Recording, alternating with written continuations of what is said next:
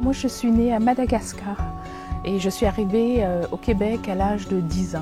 Et je vous parle de ça, puis ça me rend très émotive parce que jamais j'aurais cru que je serais aujourd'hui pharmacienne au Québec.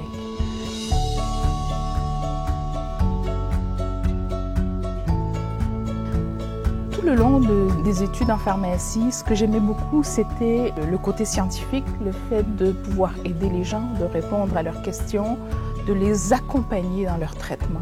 Quand ils viennent à la pharmacie, c'est des gens qui sont malades. Ils ont besoin d'un coup de main au niveau de leur traitement. Donc, c'est de les aider, de travailler en collaboration avec d'autres professionnels de la santé, mais toujours en gardant notre patient, notre client, au milieu de tout ça. C'est très bien. Vous lui direz merci, hein, et puis appelez à ce numéro-là. Ils vont vous donner un rendez-vous, vous allez pouvoir. Ce qui m'a interpellée à Sherbrooke, c'est justement le milieu familial. C'était très convivial. On sentait là un attachement dans le quartier.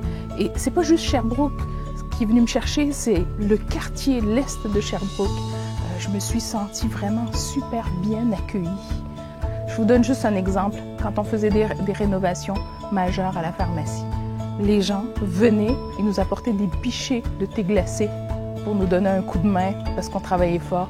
Ils nous aidaient à déménager notre stock.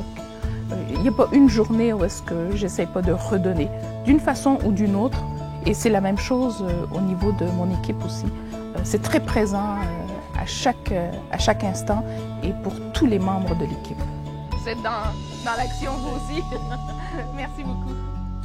Parce que je veux être leur pharmacienne. Je ne veux pas être une pharmacienne parmi tant d'autres. Ils me donnent une place. De cette place-là, je me sens privilégiée de la prendre pour les accompagner. C'est un rêve de petite fille que je réalise aujourd'hui dans la pharmacie.